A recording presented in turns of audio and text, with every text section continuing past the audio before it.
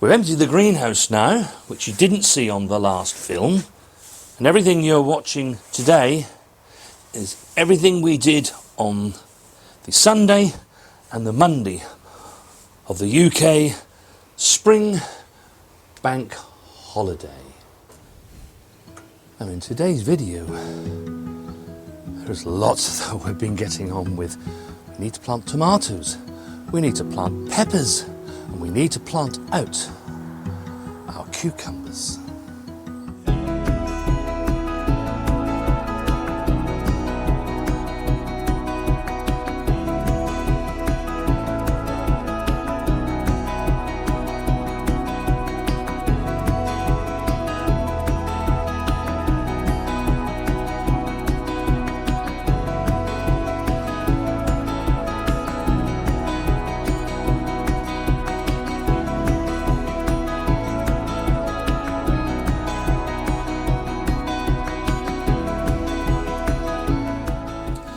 Hello and welcome back to the No Dig Norfolk Gardener and our thriving No Dig Norfolk garden.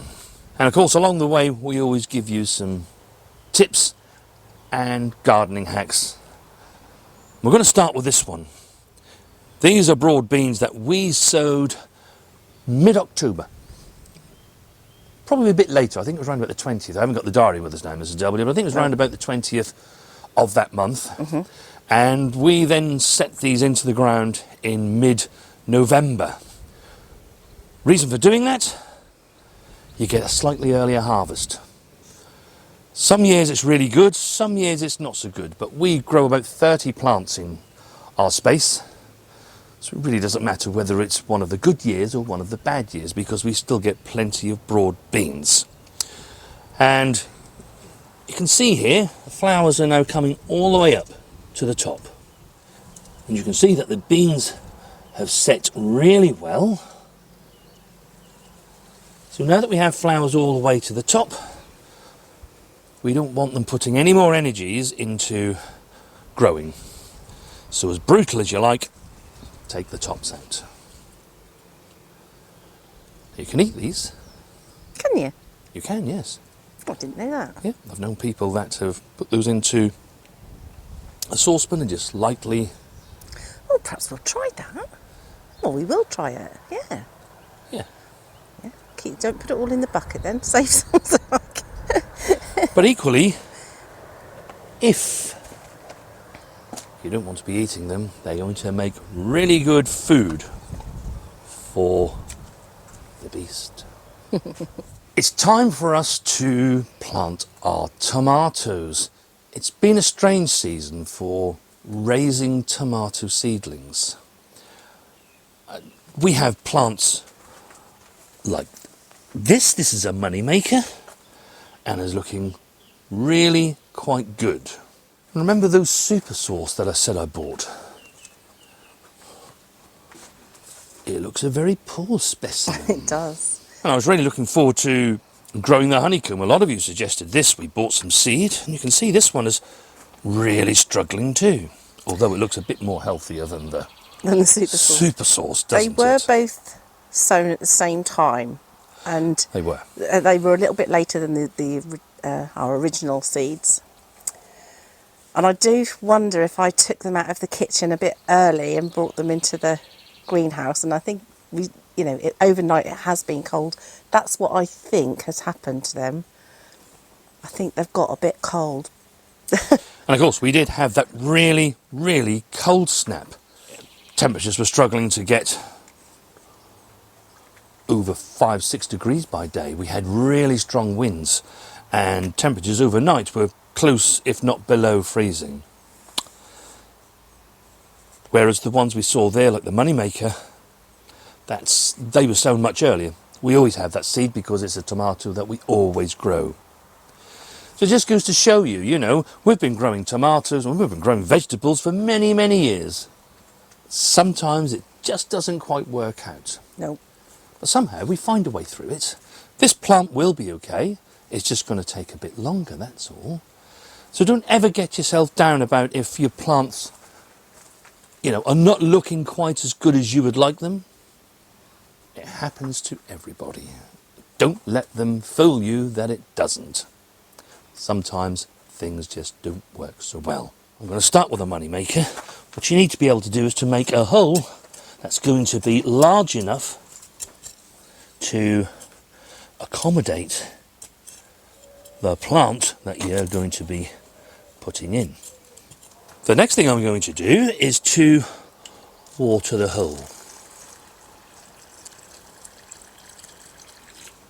And we shall let that drain away. So for us in the polytunnel here, we are going to use the string method for supporting our tomatoes.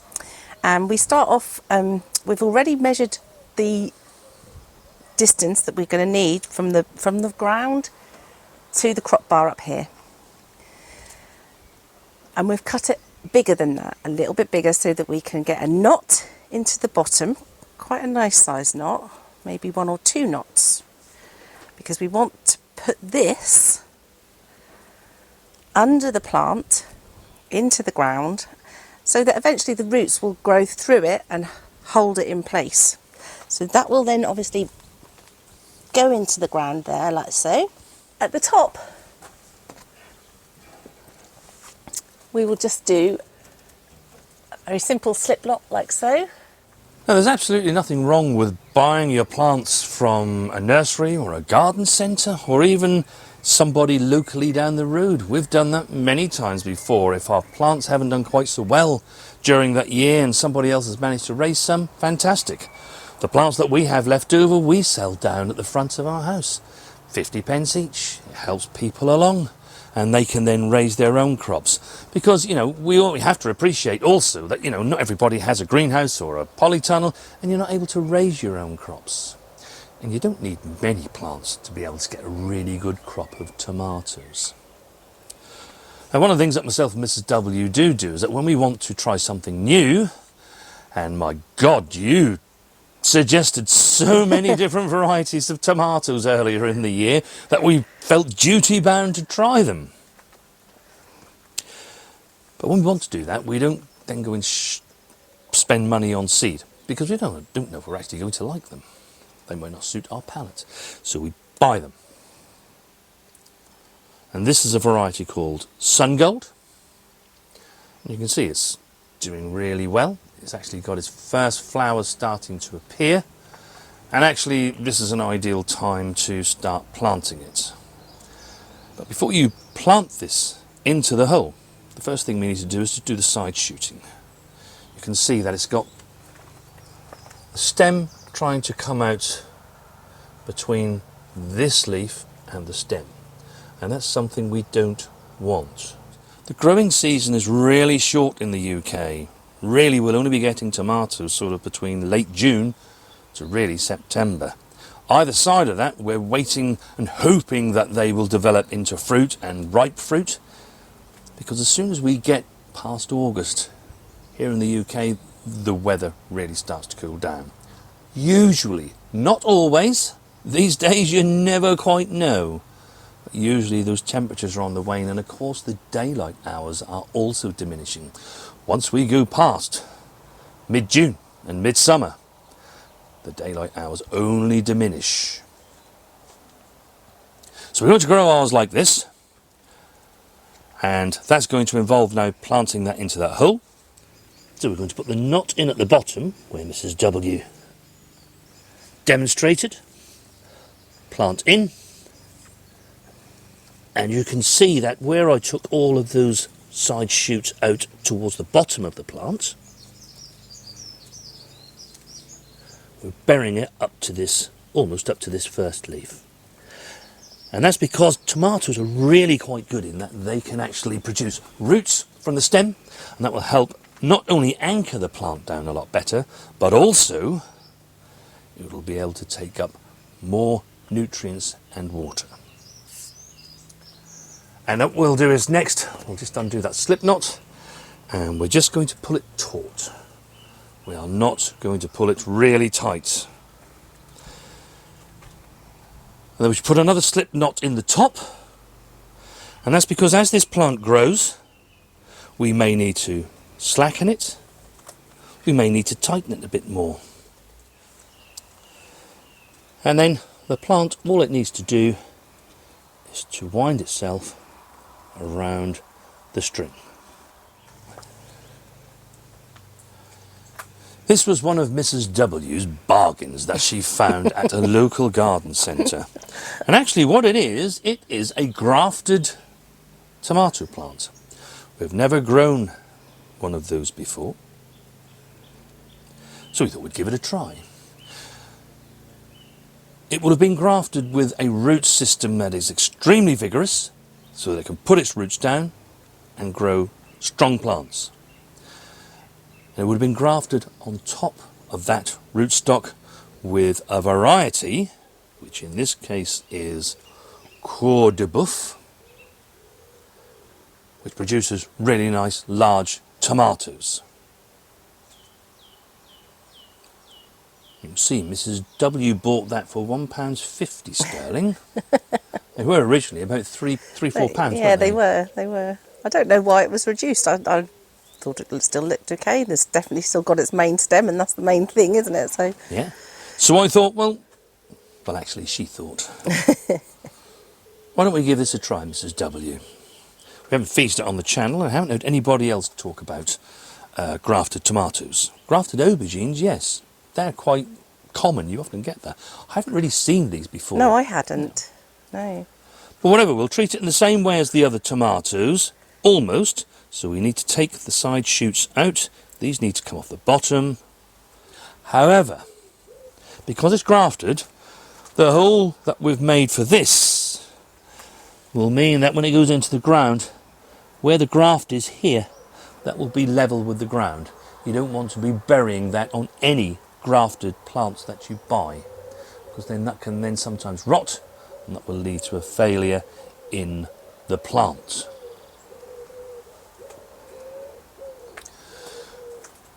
We need to plant several tomatoes in here. Got the Roma Ken that you suggested, that's going into the ground.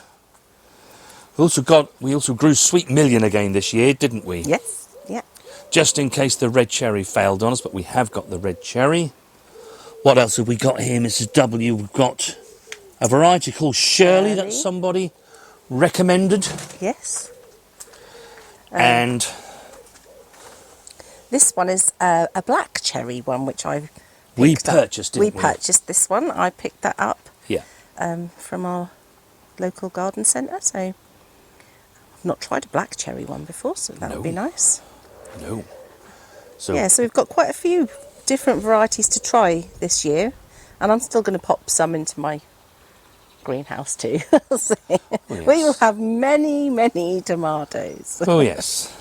So we've got lots to do, Mrs. W. Yeah, we better. So the cucumbers, they now need to go in, and you can see that Mrs. W is making a hole. It's not so vital to actually plant these right up to the leaves. She's just dropping a bit of water in there, just as we did with the tomatoes. I don't think I said when we were doing the tomatoes, but we like to do that because we want to encourage the roots to go downwards, and if there's damp at the bottom of the hole, that's where they're likely to go. Same that we do with the brassicas that we put outside. You've seen us do that before. You don't want the roots to be near the surface. You want them to go down and to find water for themselves, and not to just stay near the surface and be reliant on human beings. I'm not going to wrap this around that plant at the moment because it is still quite a young plant. It has only just now got its one true leaf. But eventually we will start wrapping that round like we did with the tomatoes. We had somewhat of a mixed bag with our overwintering peppers. Perhaps some of the things we didn't do so well this year. We actually, and I do think it was my fault, we lost all of our overwintered peppers. We've only got overwintered chilies. Chilies, yeah. And I think it was just purely I didn't water them quite as much as I possibly should have done. I know they need to be dry, but not too dry. Yeah. So it's a lesson learnt for us, but we have managed to successfully overwintering things. And by the way, Frank, do let us know how yours got on. I know you said that hopefully, fingers crossed, they might be there. I think they've been in your garage or something, maybe a shed. Do remind me in the comments because I'd love to know how you've got on. Because actually it does work and you can do it, just need to do it right. So I think another video later on this year, and we need to do things just as we did in the first year. Yes. Because if you remember, I thought to myself that maybe they can't be overwintered in their second year. Not so. I've just taken this one from its pot. This is a 2-year-old plant. It's been successfully overwintered. And unlike the tomatoes and the cucumbers that we have been planting, these don't need the strings. They're not going to get that big.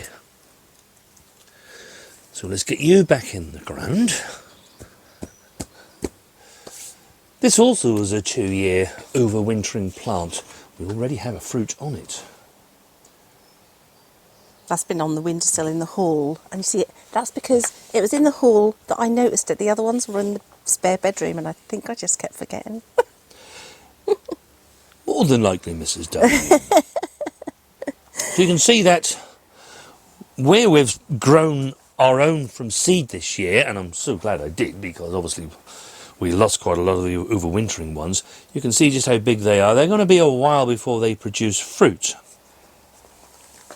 But these plants, they already have fruits on them. They're ready to go. There's flowers coming. So in many ways, I guess in conclusion, it's good actually to overwinter some plants, but also have some that you actually start from seed to put in. Because these will start to give us harvest much earlier. We'll probably see chilies on here like we did last year, which was July and August, wasn't it? Yeah, yeah. The younger plants, they probably won't see anything probably until August and September. So we get a right double flush Yes. of chilies. I also purchased a new variety for us to try this year. It is hotter than the jalapenos that we have overwintered here, but I think it's called Cheyenne. Yes, it is. Chili pepper Cheyenne. I can see it from here, Yeah. Mrs. W. Yeah. So we'll give a different one a try and see if we can deal with it. And this is a jalapeno. You can see it's come on really quite nicely.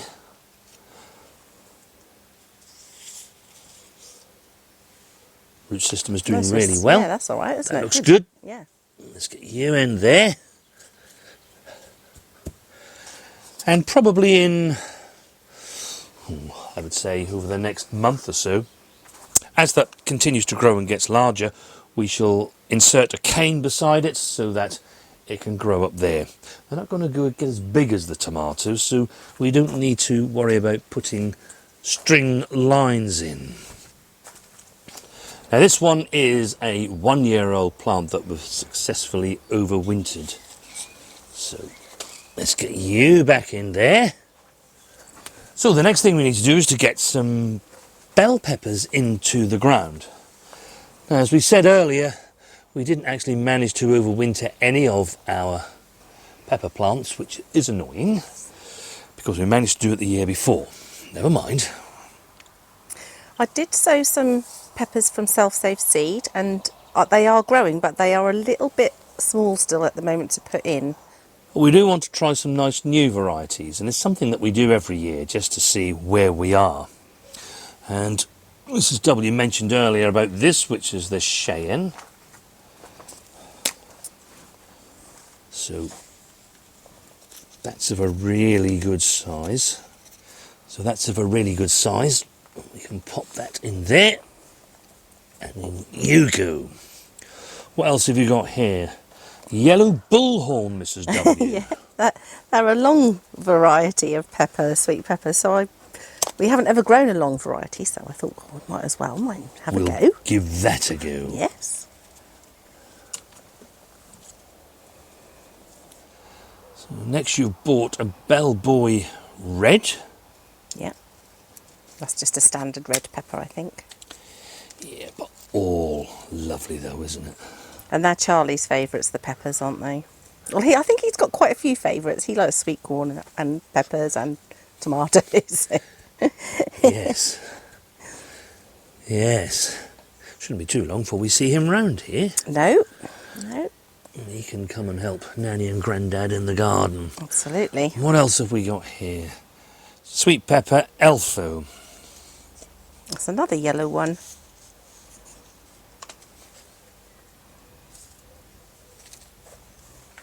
And in between each of our tomatoes, peppers, oh, it's a lovely little ladybird there. Look, Mrs. W. Oh, is it right? Yeah, it's okay.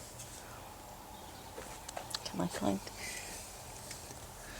Yeah, there he is. Don't you go anywhere too quickly, my lady. We might need you to take some of the aphids away. In the greenhouse, one of the things we do like to do is to actually, in between each tomato plant, is to put some marigolds. Some people say that they help with some of the pests that come in here. I don't know whether it's exactly true, but regardless of whether it does help or it doesn't, there's a really pleasant smell and it's lovely to see their flowers. And these are a low growing type. They're not going to grow really, really tall. Yeah, they're more bushy, aren't they? Yeah, they're a French marigold and from Celso seed again. Yeah, from Celso seed again last year, wasn't it? Yeah. As ever, do leave us your comments. We love to hear what you're up to. What jobs did you manage to get done over this spring bank holiday here in the UK? If you're in other parts of the world, what did you get up to this weekend? We do read all of them, I can assure you. And in most cases, I do try to answer them as quickly as possible. I better get these labelled up, Mrs. W. Yes, otherwise before we'll forget which is which. exactly which is which. Do have a great gardening week, and we shall see you back in our No Dig Norfolk garden on Sunday.